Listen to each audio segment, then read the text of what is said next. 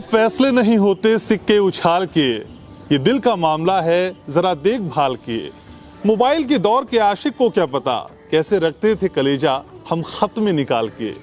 आज इस कार्यक्रम का आगाज कुछ इस तरह से इसलिए हो रहा है कि वजह बहुत खास है। उस वजह को मैं आपको बताऊंगा, लेकिन उससे पहले आपको बता दूं कि आप देखना शुरू कर चुके हैं डिजिटल प्लेटफॉर्म का सबसे शानदार शो न्यूज लैब। आपके साथ मैं हूं घनश्याम उपाध्याय। न्यूज लैब में आज मेरे साथ जो मेहमान हैं उनका परिचय शब्दों में समेटना मेरे लिए थोड़ा मुश्किल होने जा रहा है, क्योंकि वो हिंदी के वरिष्ठतम कवि हैं, वो शिक्षाविद हैं, वो राजनेता हैं, वो पूर्व सांसद हैं और सबसे बड़े खास व्यक्तित्व के धनी हैं।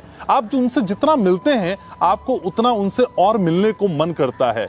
या फिर मैं यूं कहूं कि हिंदी साहित्य और भारतीय राजनीति के बीच के सशक्त पुल के तौर पे उन्होंने खुद को प्रतिष्ठित किया है। आज हम बात करेंगे बेहद शानदार व्यक्तित्व के धनी उदय प्रताप सिंह से। शुरुआत करते हैं न्यूज लैब की। तुम होशबंदी के ऊंचे दावे किसी मुनासिब जगह पे करते, ये मैकदा है पॉलिटिक्स भी, ये मैकदा है, यहाँ से कोई कहीं गया बेखबर गया है। राजनीति को, धर्म को और पूंजी को, इनको तीनों को अलग अलग काम करना चाहिए। कार्यक्रम के आगाज में आप ही का एक शेर पढ़ने की गुस्ताखी मैंने की थी। मैं चाहता हूँ वो शेर आप ही की जबानी हो तो फिर मजा कुछ और हो। कि मोबाइलों के दौर के आशिक को क्या पता रखते थे कैसे खत्म कलेजा निकाल के।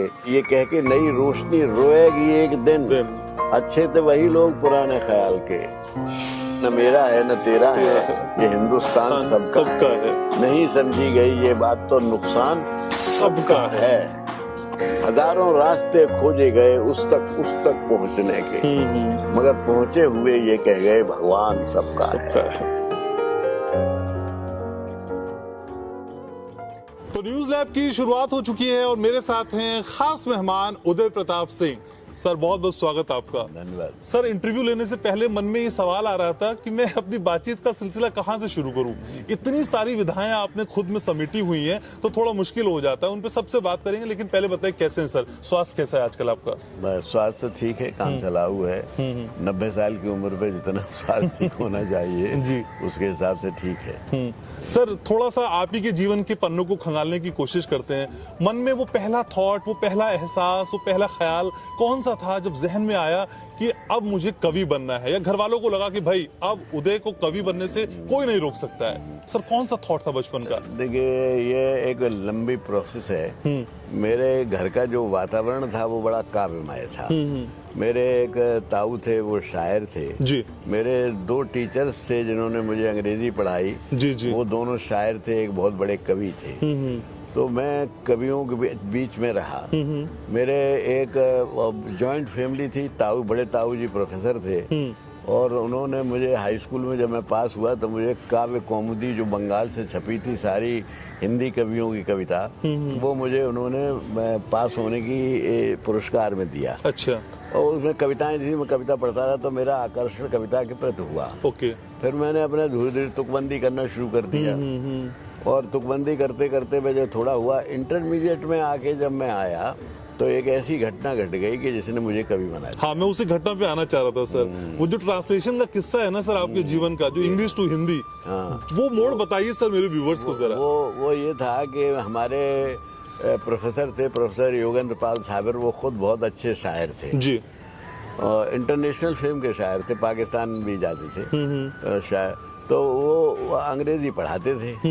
तो उन्होंने एक हमको पैराफ्रेजिंग के लिए लव एडेम्पशंस मर्सी जो किड्स की पोएम थी जी, वो दी।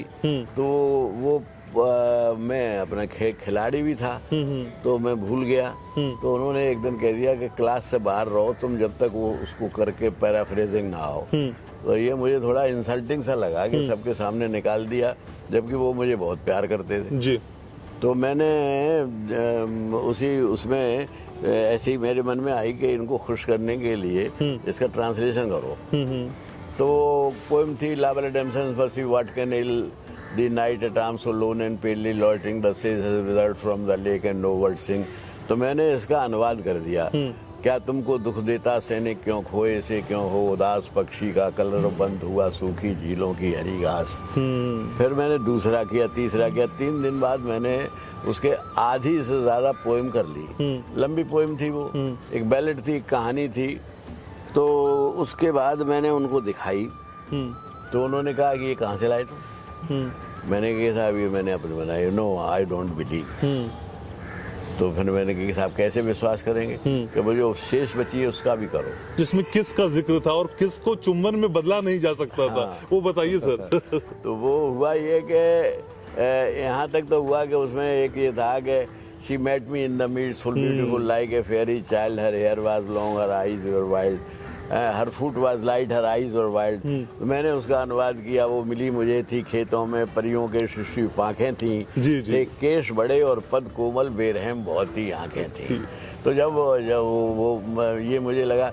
अब उसमें एक आता था, she brought me fruits of relish sweet and Manna due and in language strange she said I love the true. तो इसका भी मैंने ट्रांसलेशन कर दिया।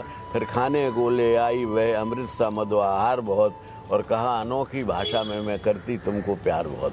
तो एक जगह आगे अटक गया। उसमें ये था कि she brought me to her elfin grot and wept full sore, I shut her wild wild eyes with kisses four. Exactly.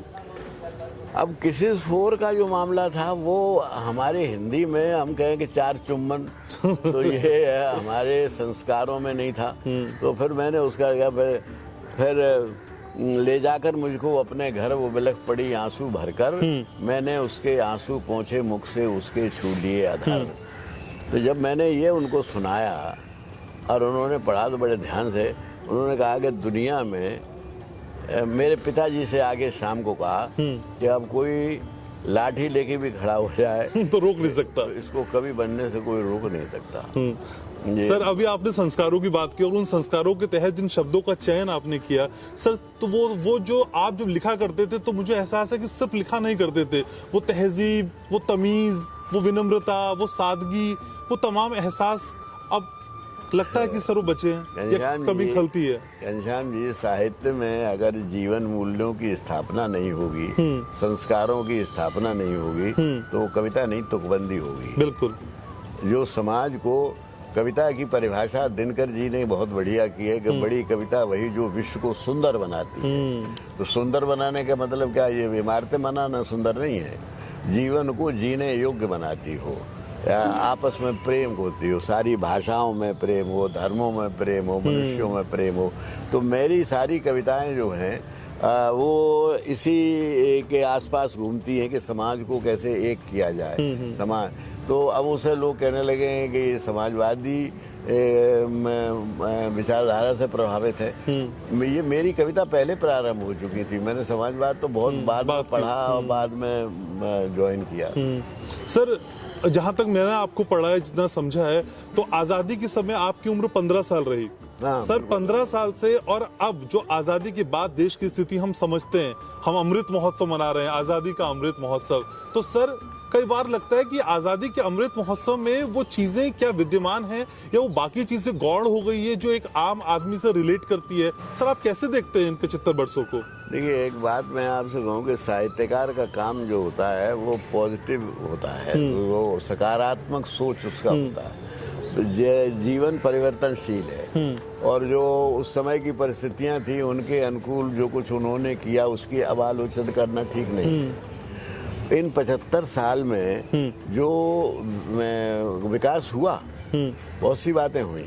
लोग कहते हैं कि जिन पे साइकिल नहीं थी उन पे मोटरसाइकिल हुई, लोग कहते हैं, लेकिन जिन लोगों ने जो मेरी समझ में कि गांधी जी भी कहते थे कि किसानों का देश है और असली भारत गांव में रहता है, लेकिन गांव की और किसान की दिशा में वो परिवर्तन, वो क्रांति नहीं आई जिसकी कल्पना गांधी जी करने की। गांधी जी और भगत सिंह दोनों समाजवादी थे। गांधी जी और ये कहते थे कि एक साधन भी अच्छा होना चाहिए साध्य के लिए। साध्य था आजादी, लेकिन साधन थी अहिंसा। भगत सिंह कहते थे कि हमें साधन की कोई मतलब, हमें तो साध्य चाहिए, आजादी चाहिए, चाहे हिंसा से हो चाहे हिंसा से। ये अंतर दोनों में था। लेकिन दोनों में एक बात खास थी कि दोनों ये कहते थे कि आज़ादी आज़ादी के लिए नहीं, आज़ादी व्यवस्था परिवर्तन के लिए। व्यवस्था परिवर्तन के लिए। घनश्याम जी, व्यवस्था परिवर्तन क्या होता है? ये जो समाज में विद्रूपता है, विसंगति है, विषमता है, ऊंच नीच है, गैर बराबरी, इन सबको दूर करने का नाम था व्यवस्था। ये व्यवस्था जो है, ये करता तो राजनीतिज्ञ है, लेकिन सोचता जो है वो कवि है, दार्शनिक है। इसीलिए यूनान में फिलोसोफर किंग की कल्पना की गई। अच्छा। कि एक वो सोचे भी, लेकिन ये होता नहीं। अक्सर होता है कि सोचता कोई और है और करता कोई और है। जैसे जो चाणक्य ने सोचा वो चंद्रगुप्त ने किया, जो मार्क्स ने सोचा वो लेनिन ने किया, जो गांधी ने सोचा वो सरदार पटेल और नेहरू जी ने किया। उसी तरह से जो कवि सोचता है वो राजनीतिज्ञ करता है। ये मेरा अनुभव। ठीक है सर, तो जो मौजूदा स्थिति हम फिलहाल देश में देख पा रहे हैं, एक कवि के मन में Uday Pratap Singh as a poet, आप क्या सोचते हैं सर? कुछ सुनाना चाहेंगे? क्योंकि मेरे तमाम दर्शक आपसे बहुत कुछ सुनना चाहते हैं आज। हाँ, मेरी एक कविता है जिसमें मैंने कहा है कि अभी समय है सुधार कर लो, ये आनाकानी नहीं चलेगी, सही की नकली मोहर लगाकर गलत कहानी नहीं चलेगी। तो ये मैंने किन से कहा है? राजनीतिज्ञों से कहा है कि ये जो आप गलत तरीके से जो सही प्रस्तुति करना चाहते हो वो सही नहीं है। अभी समय है सुधार। पुरानी दुनिया के बादशाहों, बदलते मौसम की नब्ज देखो, महज तुम्हारे इशारे पे हवा सुहानी नहीं चलेगी। किसी की धरती, किसी की खेती, किसी की मेहनत फसल, किसी की जो बाबा आदम से चल रही है वो बेईमानी नहीं चलेगी। तो हमारी कल्पना ये है कि जैसे किसान खेत कोई करता है, मेहनत कोई बोता है, फसल कहीं पहुंच जाती है, फिर वो बिकती नहीं है। तो जिस मात्रा में किसान को, मजदूर को, श्रमिक को, जो जो जो हमारी अर्थनीति के नींव हैं, उनको उतना सम्मान नहीं मिलता। तो ये जो हमारी सोच है जी, वो शुरू से रही, क्योंकि मैं गांव से आया हूँ, गांव की बैकग्राउंड है, तो मुझे लगता है तो मैं उसको कविता में डालता हूँ सर। लेकिन कई बार जब हम उदय प्रताप सिंह जी को एक राजनेता के तौर पे समझने की कोशिश करते हैं, तो कई रैलियों में, कई संबोधनों में उदय प्रताप जी ये समझाते हुए दिखते हैं कि देखिए, मौजूदा सरकार जो है वो जादूगर पार्टी है, जादू हो रहा है, तिलिस्म की पार्टी है। सर, इस तिलिस्म का तोड़ क्या आपको समाजवाद या समाजवादी पार्टी में दिखाई देता है? अगर ऐसा है तो इस जादू को आप कैसे खत्म करेंगे सर? ब्लूप्रिंट क्या होगा? देखिए, विचार की लड़ाई विचार से लड़ी जाती है। हम ये समझते हैं कि जैसे इन ये जो वर्तमान में जो पार्टी है शासन कर रही है, ये दोहरी बातें करते हैं। अच्छा। एक तो ये है कि ये कहते हैं कि हमें डेमोक्रेसी में विश्वास है, समाजवाद और सेकुलरिज्म में नहीं। कई लोगों ने कहा कि अब समाजवाद आउटडेटेड हो गया है, योगी जी ने भी कहा। पर संविधान का प्रेम्बल तो कुछ और समझाता है सर हमको। मैं I am coming to that.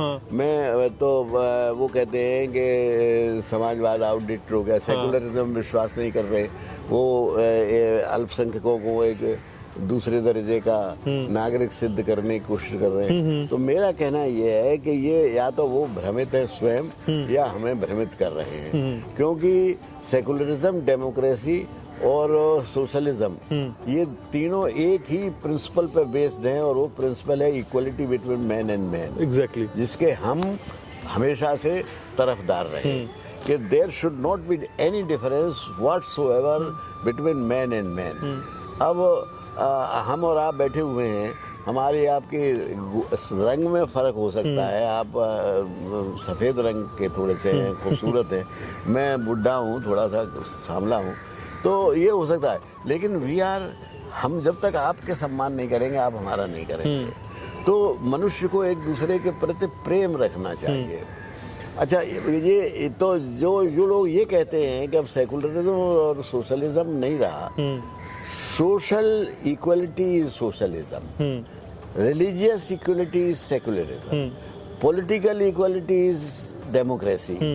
They are interdependent, अन्योन्याश्रित है, एक के बगैर दूसरा नहीं रह सकता। ठीक बात है।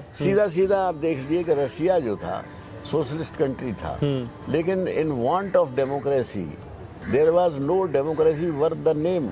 वहां पर जो आयरन कर्टेन थी उसकी वजह से वहां सोशलिज्म नष्ट हो गया। लेकिन सर इन दिनों जो देश में नैरेटिव सेट किया जा रहा है या एक खास विचारधारा को पोर्ट्रे करने की कोशिश की जा रही है, उस नैरेटिव के आगे ना शिक्षा की बात होती है, ना रोजगार की बात होती है, ना महंगाई की बात होती है, ना सफाई की बात होती है, लेकिन उसके बावजूद भी सर सरकारें रिपीट होती चली जा रही हैं। उसकी वजह क्या है सर? उसकी वजह ये है, देखिए पहली बात तो ये है कि राजनीति को, धर्म को और पूंजी को, इनको तीनों को अलग अलग काम करना चाहिए। अच्छा, इनके फील्ड अलग अलग हैं। और जब ये तीनों मिल जाते हैं तो वो डेमोक्रेसी जो है, पिछले कई इतिहास आप देख लीजिए, वो डेमोक्रेसी जो है वो ओलिगार्की में बदल जाती है और वो तानाशाही में बदल जाती है। इस तरह से चुने हुए भले हों, लेकिन तो यहाँ क्या हुआ है कि धर्म को राजनीति से जोड़ दिया गया है, जो नहीं जुड़ना चाहिए। लोहिया जी कहा करते थे कि राजनीति अल्पकालिक धर्म है और धर्म दीर्घकालीन राजनीति है। तो वो ये कहते थे कि काम दोनों एक ही करेंगे, लेकिन उनका फील्ड अलग होना। काम क्या है कि इंसान को बेहतर बनाना, यही पॉलिटिक्स का, यही धर्म का है। तो धर्म अपने ही ग्रुप के लोगों को करना चाहती है और पॉलिटिक्स जो है सबको ठीक करना चाहती है। लेकिन जब धर्म पॉलिटिक्स से मिल जाएगा तो वहां पर वही हो जाएगा जिसको कट्टरवादता आ जाएगी। तो सर इस वक्त असल में बातें बहुत गंभीर हो चली है, लेकिन इस गंभीर बातों के बीच में मन में कोई ऐसा ख्याल आ रहा है जो मेरे दर्शकों को आप सुनाना चाहें, बताना चाहें? कविता का कोई अंश, कोई शेर, कोई नज्म, कोई गजल? नहीं, मैंने ये कहा है कि पूछता हूँ मैं, बता दो ऐ सियासत वालों, आदमी अपने ही ईमान का दुश्मन क्यों है?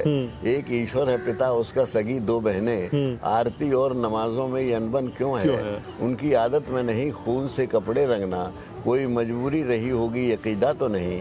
अपने दामन में जरा झांक के तुम ही कह दो, अपने मतलब से कहीं तुमने खरीदा तो नहीं। क्या बात है। बात करने को उसूलों की सभी करते हैं, वोट लेने का ये नाटक है, इसे खत्म करो। ऐसी आजादी गुलामी से बहुत बदतर है, ये जो चिंतन है वो घातक है, इसे खत्म करो, वरना अंजाम वही होगा जो औरों का हुआ। कुर्सी तो कुर्सी है, निगाहों से उतर जाओगे, मौत जब आएगी तब आएगी तुम्हारी खातिर, वक्त से पहले बहुत पहले ही मर जाओगे। क्या बात है। तो मैं सर कार्यक्रम आपको माफी के साथ होगा, कार्यक्रम के आगाज में आप ही का एक शेर पढ़ने की गुस्ताखी मैंने की थी। मैं चाहता हूँ वो शेर आप ही की जबानी हो तो फिर मजा कुछ और हो। वो पूरी गजल जो थी जी कि सब फैसले होते नहीं दुनिया में। क्रिकेट खेली जाती, कौन पहले खेलेगा कौन हुआ, बहुत से फैसले होते हैं जो आदमी सोचता है चितपट कर ले, हमें जाना है कि नहीं जाना। तो वो सिक्का उछाल के फैसले करने वाला जो कोई पिक्चर देख रहे थे हम, तो हमने फिर कहा कि सब फैसले होते नहीं, सिक्का उछाल के दिल का मुआमिला है, जरा देखभाल के।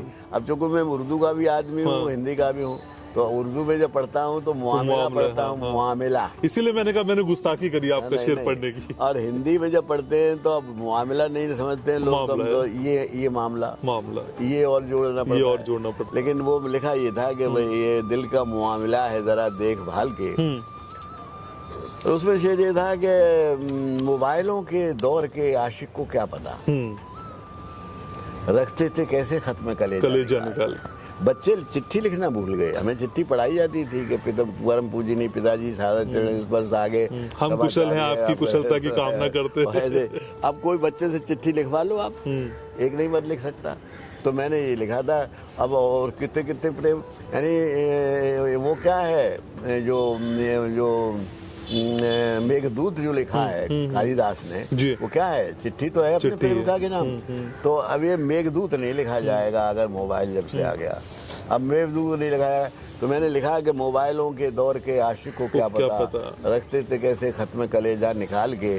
फिर उसमें ये भी लिखा था कि ये कह के नई रोशनी रोएगी एक दिन, अच्छे थे वही लोग पुराने ख्याल के। आजकल तो यह बता दिया आपने नए कवियों को कि नए कवियों में और पुराने कवियों में थोड़ा सा अंतर है। और ये पुराना ख्याल हमेशा आगे रहेगा। तो पहले एक और मैं कविता में बता चुका हूँ सर बताइए ना। वो ये है कि पुरानी कश्ती को पार लेकर फकत हमारा हुनर गया है, नए खवैये कहीं न समझे नदी का पानी उतर गया है। और मैंने उसमें ये जो कहा है कि तुम होशबंदी के ऊंचे दावे, ये पॉलिटिक्स का जो मुझे अनुभव हुआ हवाले, राजनीति के हवाले से कहता हूँ कि तुम होशबंदी के ऊंचे दावे किसी मुनासिब जगह पे करते, ये मैकदा है पॉलिटिक्स भी, ये मैकदा है, यहाँ से कोई कहीं गया बेखबर गया है। और हमने नई पीढ़ी को एक सबक भी दिया है कि हुआ सफर में यही तजुर्बा, वो रेल का हो के जिंदगी का, अगर मिला भी हसीन मंजर पलक झपकते गुजर गया है। तो आदमी को इसका घमंड नहीं करना चाहिए कि हम एमपी हैं, हम मिनिस्टर हैं, ये है। वही सर, उसमें मैं आ भी रहा था। सर उदय प्रताप जी अपने को कैसे आंकते हैं? जब अक्स अपना शीशे में देखते हैं तो पहले क्या दिखाई देता है, एक राजनेता या एक कवि? सर ये कोई ऑटो बटन है क्या आप में कि आप अभी राजनेता अभी कवि, कैसे संभाल पाते हैं सर? देखिए ये एक बहुत सीधी सी बात है। आपने एक कहानी सुनी है कि एक गांव में आग लग गई थी, तो सब लोग भाग गए, एक अंधा रह गया और एक लंगड़ा रह गया। एक के पैर नहीं थे तो भाग नहीं सकता था, एक अंधा नहीं था, देख नहीं था तो भाग नहीं सकता था। तो लंगड़े और अंधे ने समझौता किया कि देख भाई, लंगड़े से कहा अंधे ने कि तू हमारी कंधे पे बैठ जा, अपनी आंखों से देखता चल, मुझे रास्ता पता चल, मैं तुझे बाहर निकाल देता हूँ। दोनों बाहर निकल गए। तो यही संबंध राजनीति का और साहित्य का है। साहित्य के पास आंखें हैं पर साहित्य कर कुछ नहीं सकता। राजनीति के पास पैर हैं पर उसके पास दृष्टि नहीं है। इसीलिए फिलोसोफर किंग की कल्पना जो मैंने शुरू में कही, मैं एक गांव में गया था जब मैं एमपी था। अच्छा। देखी कि वहाँ चारों तरफ पानी भरा रहता है 6 महीने, और बच्चे स्कूल नहीं जा पाते थे, ये नहीं जा पाते थे। फिर मैं एक दिन गया तो वहाँ औरतों ने कहा कि हम इसी में शौच भी इसी में आधे खड़े होके करते हैं। अच्छा। तो आई स्टार्टेड ऑलमोस्ट वीपिंग। अरे मुझे लगा कि ये तो बहुत दुखदाई है। तो मैंने फिर पूरा हिला दिया गवर्नमेंट को। और चीफ मिनिस्टर से भी बात की, डीएम से भी बात की, और मैंने उस गांव की हालत बदल दी। उस गांव का नाम था हाजीपुर नेरा। अच्छा। तो उसके मैंने फिर सड़क भी बनवाई, पानी भी निकलवाया पंप से, और वहाँ पर स्कूल भी बनवाया, एक बनवाया।